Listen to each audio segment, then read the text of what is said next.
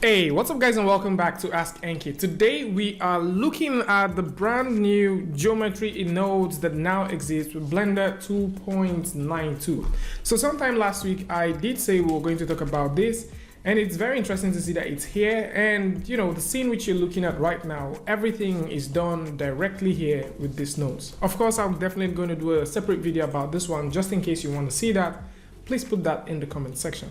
Now, without further ado, let's take a look at how you can get this. If you want to get this tool, what you need to do is go over to blender.org, go over to the experimental section where you have your downloads, and scroll all the way down, and you will find the geometry node branch. And the development is still happening every single day, so probably there's going to be an update to this. So with this, if you simply dive back into Blender, let's grab a brand new scene so that you guys can see how things get started. You can activate this by going over to edit, go over to preference, and here you will see the preference. Now today we will look at how you can work with this, what you need to keep in mind, and also how this compares with certain things that you get to do in Houdini, for example. So how do you get this started? You click right here, you can take a look at the geometry node. You need to make sure you have this one active, else this is not going to work. One of the issues you're going to run into is you might be confused where and how to get things started. Simply drag this all the way up, switch this from, from the normal 3D viewport that it is to geometry nodes. Now, once you do that, you need to go over to this section where you have your modifier, and then you need to throw in the node modifier. So let's go in and take a look at that, and you get to throw in the node modifier. And once you do that, click right here, select that node modifier, and you're ready to go. Because this is procedural, there's a lot of things that you guys need to keep in mind. One of them is this. Now, once you change the name here, so if we make this new, for example, and press the enter key, automatically stays there as new. And certain things that most people don't really get about working procedurally is you can simply do a lot of things by having just one node. So we can go in here, and for now what they have is mesh, scattering, misc, and group and layout. So for the mesh, there's a lot of things that you can do with the Boolean node, so we're going to talk about that. This one actually doesn't really work that much. We also have the subdivision, we have the transform and triangulate. So let's take a look at how you can do a lot of cool things. First of all, you can throw in that transform right here. And with the transform, of course, you can move things back and forth. But then if you also want to control two different transforms at the same time, and what do I mean by that? Let's say you want to make a copy of this. Instead of making a brand new copy, you can just go ahead and type the word transform one more time, drop that transform right there. But instead of linking this from here to that, just link this one, and there you have another transform. So I'm going to transform this to about maybe 1.5, okay? And then we have this right here. Maybe I should actually make this 2.5 so you guys can see that. And with this, we can now throw in a Boolean node. Now, by default, most of the times you might just think that Boolean is for separating things and doing stuff like that. But in this case, we are using the Boolean node as a merging tool. So you can now throw in that Boolean right here, throw this one, and now you can do a simple union. And of course, you have a merging tool. So you can use this to do whatever you want. And then you can also use this to do whatever you want. And of course, you can now see that there is endless possibilities of things that you can actually do with this.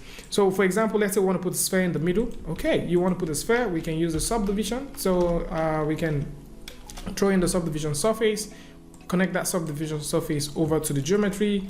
And now we can also throw in a transform node. So if we would like to get a transform, throw in a simple transform node, drop that right there, connect the transform node from here to here. And the same thing that we have here is also what we're going to do. So let's also throw in that Boolean node. So let's type in Boolean, have the Boolean node right here, connect this one over to this. We have this as the first one, this as the second one. Now we just want to make a union.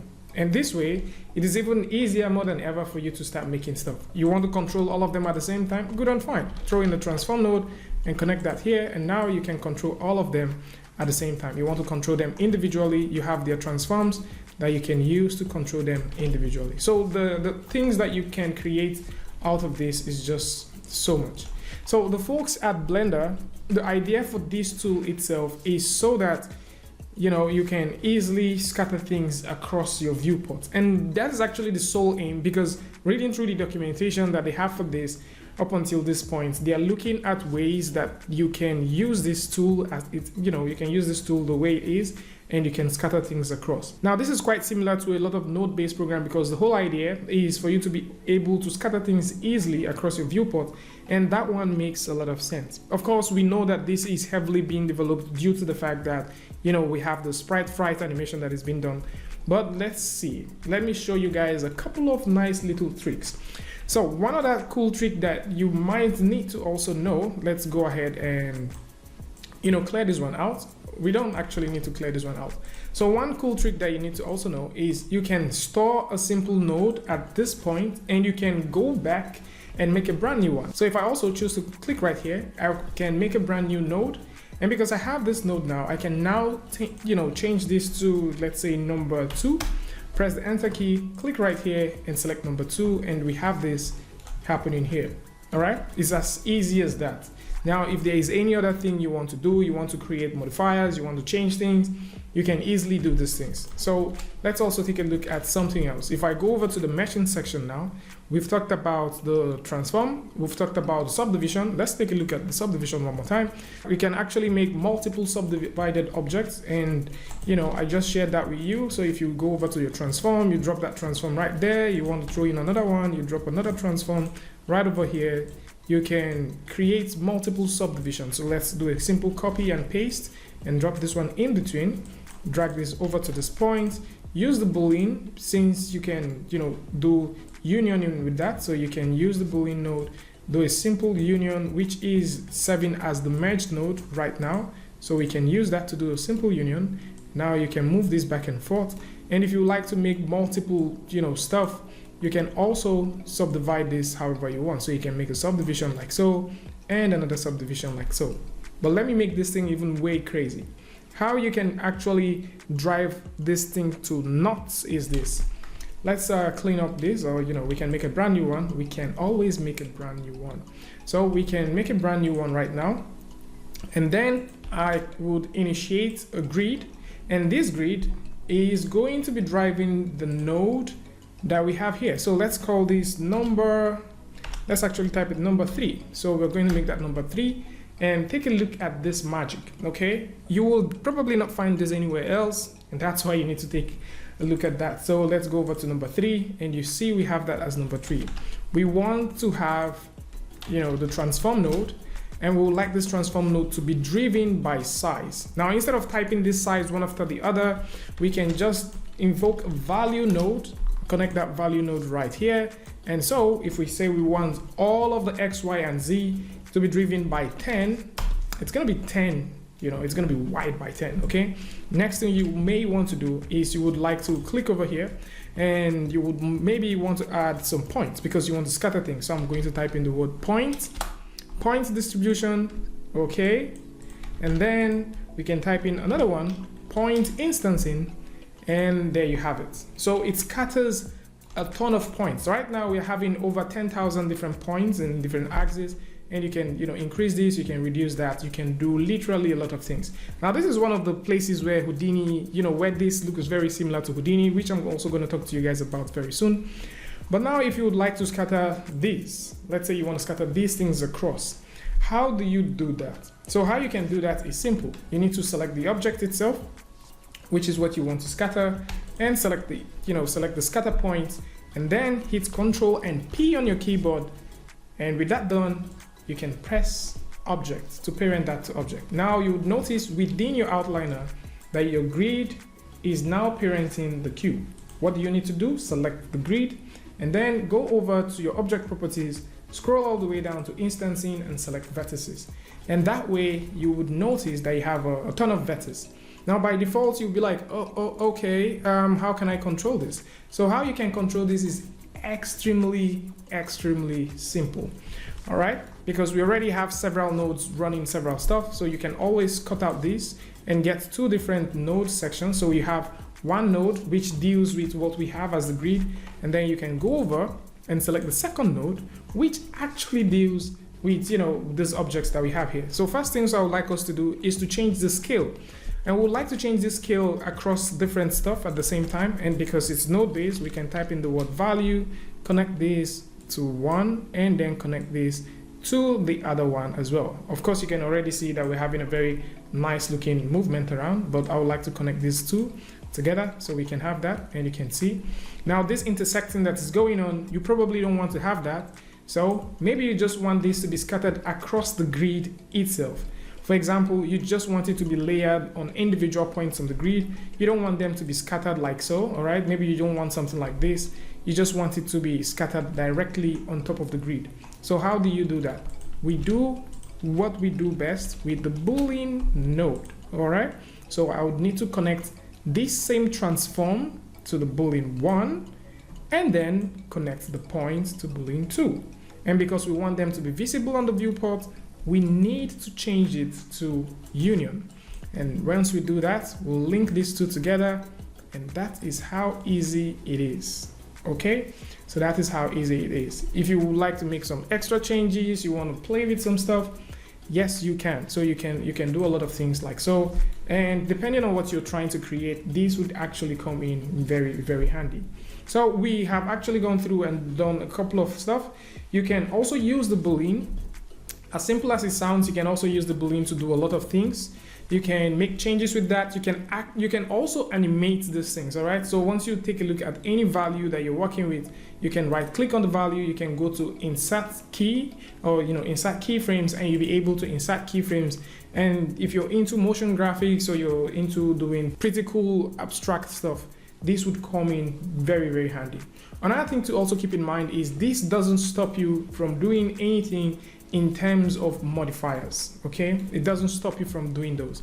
So for example, let's say you want to throw in a simple modifier with what we have already, and this node deals with what we have here. You can go ahead and throw in a subdiv, and we can throw in that subdiv right now, and you can start seeing this. And for those who will be asking, why do we have this extra stuff? If you remember, when we started creating this node, we did make, when we started creating this node, we made a couple of nodes. But if you just want one of these, you can just wire this right here, and you can see what you have. And remember, we used the transform, so we moved some parts. If you don't want this transform to affect it, you can do this. Now imagine how much time this is going to take you to do when you are trying to create these things by default. You have the procedural nature that is baked into this. You have the fact that you can move back and forth and you can create things easily. This is just incredible. So something else is you can also select that grid as it is, and now you can throw in anything you want. So let's say, for example, you would like to throw in a wireframe. Maybe you want to get some wireframe thing going on there. You can scroll all the way down, throw in that wireframe, and there you have it. You have a wireframe. But now what happens is, because we already have this running back and forth, what would happen is we're going to have the wireframe connecting all of this. You remember when we started doing the whole scatter thing, we said we wanted it to scatter to the point, all right? If you remember, we said we wanted it to scatter to, the vectors.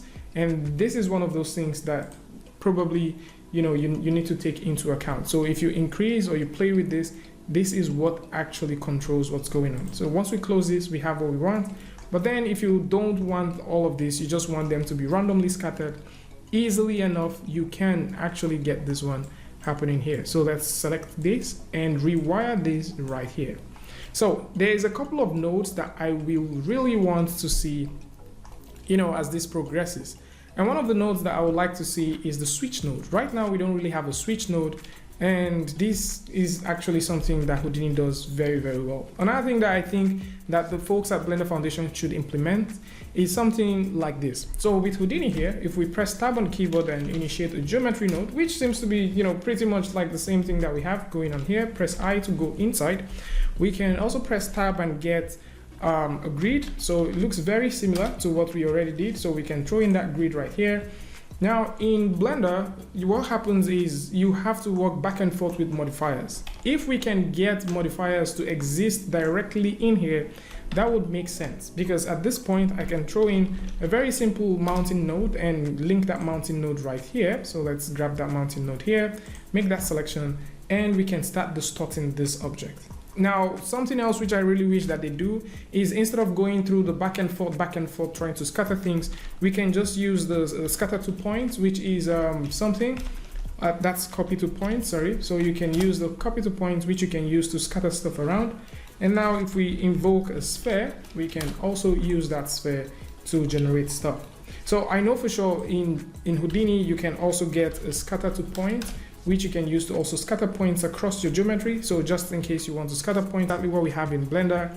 But then I really wish that, that the folks at Blender Foundation can really take their time and see how they would invoke these things in. So let's also make sure that we have that transform.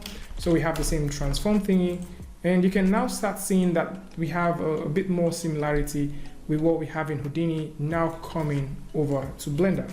So this is a very lovely one.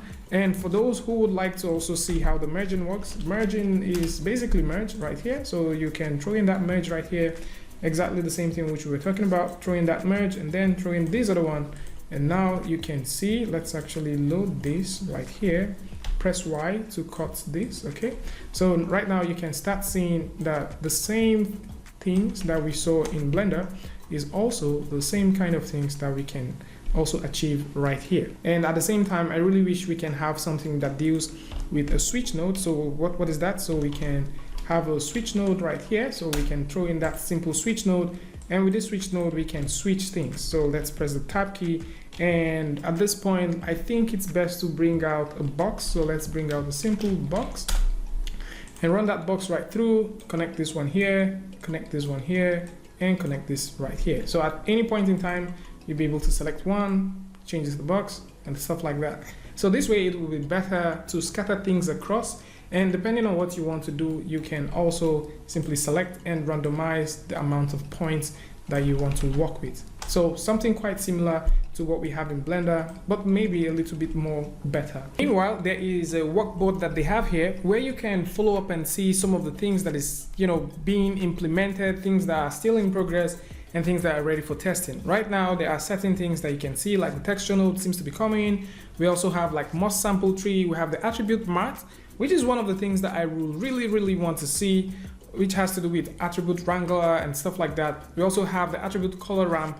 And then we have one very nice one here. We have the math node, the texture node, we have the collision node, we have the sampling, and also I think I did see a mute node. So these are things that are within the product backlog. These ones are still in progress, and the things that are ready for testing, which we are seeing right now, are most of these basic ones. So you may want to come over to this link, which I'm going to put in the description, so you can take a look at it. Meanwhile, while we are still in the, while we're still talking about the things that has to do with the differences or things that should be coming, if you hover around Houdini right now, you would notice that we have different stuff, okay? So you can choose to either bypass, which I think is the mute they want to implement. You can template stuff, and then you can freeze a node. I would also love to see an information node. So once you select any node or you select something, you should be able to take a look at the information. Something else which is also here is if you invoke the subdiv, okay, so once you plug in the subdiv, you can run this like 1, 2, 3. So if I can try to expose this parameter, and once I click and drag and drop right here, you can notice that it exposes that here. If I click on this button, actually, I can create an input, and you can see that we have this input, and you can use this input to drive a lot of things, okay? So for example, let's say we would like to use this input to drive maybe the size or maybe the subdivision value. You can really use that. So I can pick this input right now and connect it to the level, and you notice nothing happens. Why nothing is happening is because, first of all, if you go down here, we have the default value, minimum value, and maximum value. But right over here where we have it called input, which we can change the name to, let's just call it manipulator. So manip, so let's just call it manip. You can change that there. So you're doing a bit of programming right now. So we can use this to drive, and you can now notice that we are changing, the subdivision. And at the very same time, you can still use that same stuff and drive your transforms, okay? So we can throw in a transform right here, and so we'll still want to use the manip value to drive the scale. And you can see it's driving that scale. And by the way, I think I haven't showed you guys what that triangulate does. Yep, you can also triangulate stuff. So I can choose to drop a triangulator right here and also use the same value from here and drive these things. And if you want to take a look at the triangulate, simply click on the overlays and then you can see this. So tell me what you guys think about this one in the comment section. I'm very excited about this one. It's lovely, it's nice, it's going to make a lot of people work way more procedurally and in a much more non-destructive form. And you know, it looks good. If you want to grab this, you can simply go over to the link in the description where you can get this version. And this presently is within its experimental, stage. So simply play with it, but don't rely on it. Yet there are certain things that breaks. For example, I did try out something which has to do with the combining. So once we had this, I think for this one, I was looking at how we can run multiple transforms together. So we had this first transform and we made a copy, and then we had a second transform. We had a second transform as well. Let's run that through. And what happened was when I connected this, so I will be able to control the size of the both objects at the same time. So let's also do that. So let's also do that. So if I link this up here and connect this one right over here, and we made this a union, I guess that's what we have, right? So we have the union. So we made that a union, and this was scaled to 1, 1, 1. So what happened was this, that I was thinking of how we can run through and create something very nice by simply using the vectors. So because I wanted to run a simple vector map, but this node right now is problematic as it bugs the hell out. Okay, so if you connect this, it bugs out. So some nodes are still yet to be fixed. Some nodes are still trying to get better. So once you're using this, try as much as possible to, play with it, but don't use it for your final work, at least not now. So tell me what you guys think about this in the comment section. I'm excited about this one. And for sure, if you're new to Blender, you might want to take a look at some of the updates that we've covered before. And if you're new to the channel, simply hit the subscribe button and don't forget to turn on notifications so that you don't miss the next video or the next update. And until I see you guys again with the tutorial update, Free Friday, Tutorial Tuesday, tips and tricks, things like this. Peace.